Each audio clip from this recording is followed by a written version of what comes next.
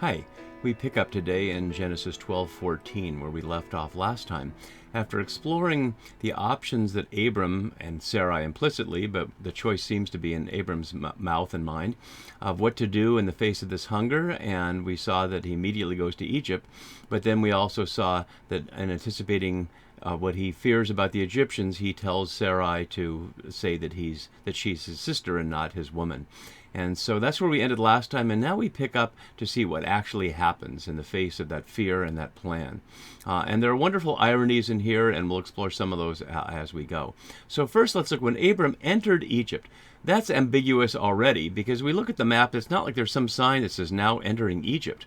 It's this wide Nile Delta here, and there's, of course, the city here and other cities, but did he follow right along the coast here, which would make sense if you were hungry to try to find something, maybe seafood or something, not just across the wilderness here.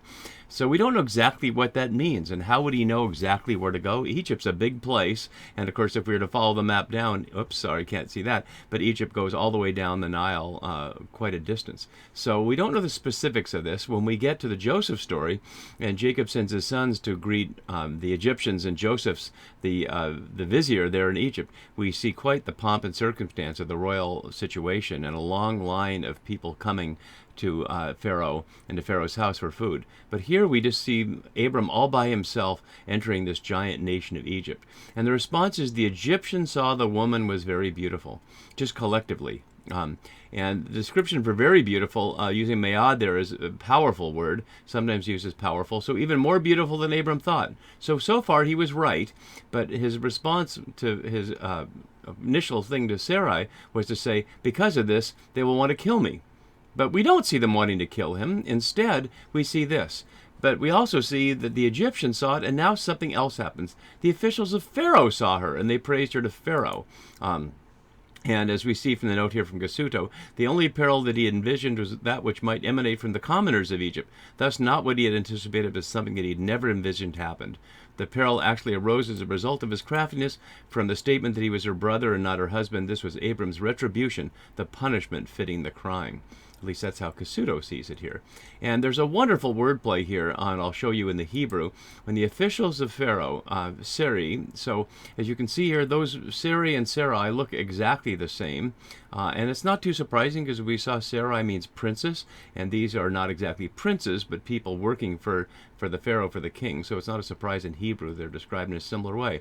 So we could say when Pharaoh's Sarai saw her, and so it's a confrontation over Abram's woman Sarai and Pharaoh's Sarai here.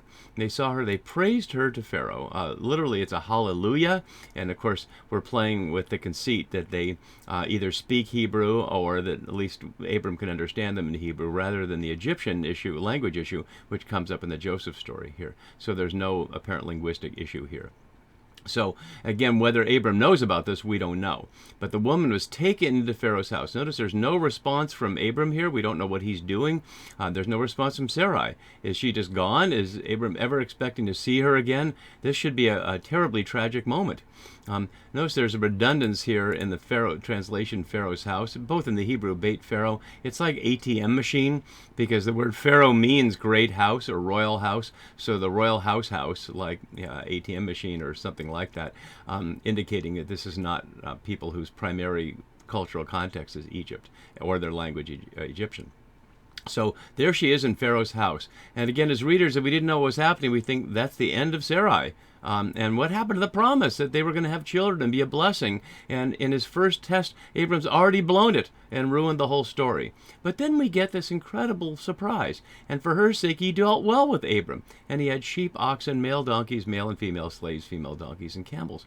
Now, anybody reading this story would have thought of Pharaoh generically, and this Pharaoh's not named any more than the Pharaohs in Exodus are named. None of the three of them are named, as simply the big bad enemy.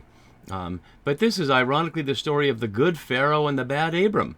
An Abram who doesn't trust Yahweh, and a Pharaoh who doesn't know Yahweh, but is acted upon by Yahweh and responds to save life rather than to kill, the exact opposite of what Abram was afraid of. So let's look a little more closely at the verses here, the details here. For her sake, or because of, he dealt well, echoing verse 13, exactly what we'd heard there, and gave him all these things. But And here's the but in the third scene. And notice as my note below says, does anyone beside the reader know of this divine intervention? Just like the initial call in the early part of the chapter, the only readers knew it was Yahweh speaking to Abram. So we only readers know that Yahweh afflicted Pharaoh. And even if Pharaoh had known it was Yahweh, what would Yahweh mean to Pharaoh? In the Exodus story, when Moses tries to appeal to Pharaoh with a lie, that rather than escaping, they want to go out to the wilderness to worship their God Yahweh. Pharaoh's response, understandably, is, who's Yahweh? Why do I care about your God? I care about Ra and my gods who have put me in this position to give me power. Your gods have made you subservient to me. Why should I think they're powerful? And yet here we see Yahweh afflicted, literally plagued with great plagues here, repeating the verb and the noun here. So plagued with great plagues, clearly echoing the Exodus. We don't know exactly what that means here. It isn't specify frogs or whatever it is from the Exodus story we know, and it doesn't suggest it's applying to the agricultural land as it was there, the river and the land. This is his house, and perhaps that's meant to be boils or something, but somehow they understand that it's because of Sarai. And that's because of a translation issue here, which is often lost here. This says because of Sarai, and most English translations have that. But the literal Hebrew, al-davar, is on the word of Sarai, which is to suggest that Sarai told Pharaoh that she was Abram's wife, or Abram's woman here, despite his telling her to say, you're my sister, because otherwise how do we have what follows here in verse 18? So let's look at the rest of our verses here and see how that plays out.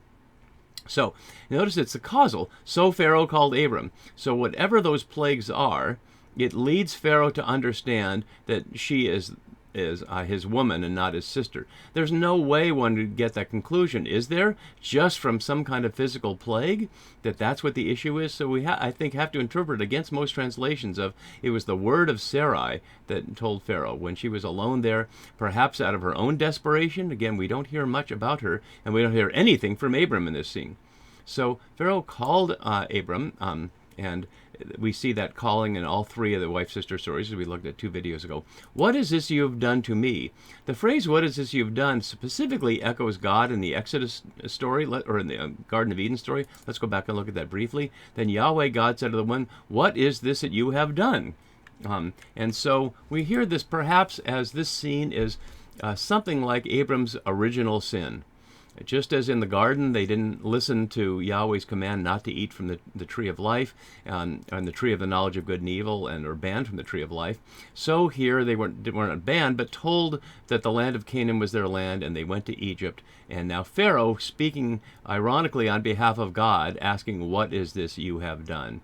And to me might be a good fitting thing for Yahweh too, because it's a lack of trust in that Yahweh would provide the food that was necessary to keep them going until they had a child.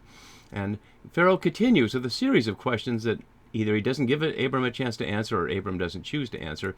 Why did you not tell me that she was your woman? Here, the verb here, naged here, echoing from, again, the Garden of Eden story and from the post-flood story.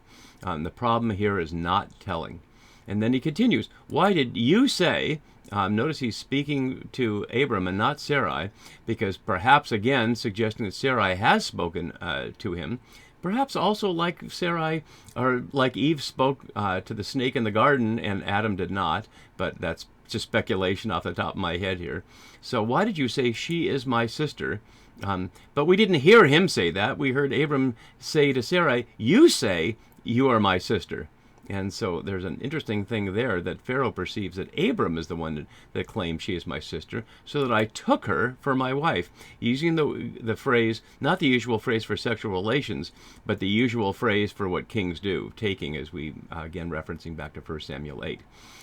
But he's done it, and now he's giving her back, which is the irony here. Now behold, matching Abram's behold to Sarai, behold, you are beautiful, and now behold, here is your woman. Take her.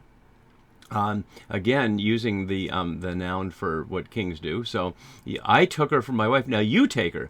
And as a number of scholars have noted, 2 men debating which of them should take the woman without the woman getting a chance to speak here. But again, Sarai will get a voice later in the story. So take her and be gone. And Abram has nothing to say here. And Pharaoh gave his men orders concerning him. They set him on his way. By Shulhu, he's using the key Exodus word used 74 times about leaving Egypt, setting out to leave Egypt. So Abram is sent by Pharaoh out of Egypt, unlike the struggle with Moses. No chariots and charioteers chasing them down, but they're protected by Pharaoh with his woman and all he had. And so, as we'll see next time, he goes out from Egypt back to the Negev and comes out back in the land. We don't hear a thing from Abram about how he feels about this, whether he thinks he did something wrong, whether he's apologetic to Sarai, whether he's apologetic to Yahweh, whether he's learned a lesson that he will do something differently next time. Rather, the story just continues, and all we can do is guess about how this experience has affected Abram. But as readers, we should be shaken up that this Abram, who we saw in the very first scene was a model of faithfulness, has suddenly acted out of fear, put his wife at risk, and only luckily got her back, thanks to the generosity of Pharaoh. What might this say about their marriage? What would Sarai say to her husband after this experience? We don't hear that, but perhaps that will echo in some of the tension we'll hear in their relationship later. And this next scene, now Lot is with him, and now Lot will play a part in the story, like Sarai has here, to see what choice Abram will make in the face of another struggle. See you then. Bye-bye.